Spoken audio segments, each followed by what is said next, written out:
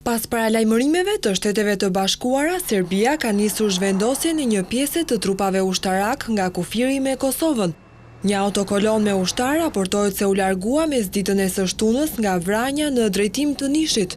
Zonë kjo afër qytetit të Bredajës që ndodhet 300 km në jug të Beogradit dhe 100 km nga Merdara, që është dhe pikalimi më i afërt mes dy vendeve, raporton Radio Europa e Lirë.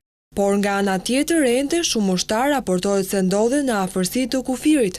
Presidentja e Kosovës, Vjosa Osmani, akuzoi homologun e saj serb Aleksandar Vučić se po tenton të shkatërrojë paqen pasi edhe pse kanë kaluar 2 dekada, po vepron njësoj si Slobodan Miloševići.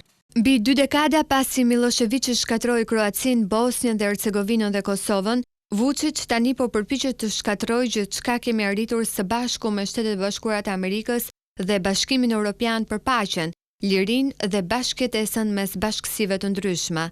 Ne do të punojmë me aleatët tanë dhe nuk do të lejojmë që këto arritje të zhbëhen.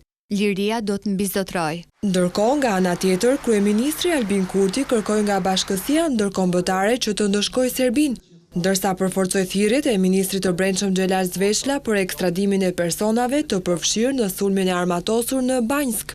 Ne kërkojmë që ata që kanë ikur tinës malit, e që janë strehuar nga Serbia të ekstradohen në Kosovë sa më parë.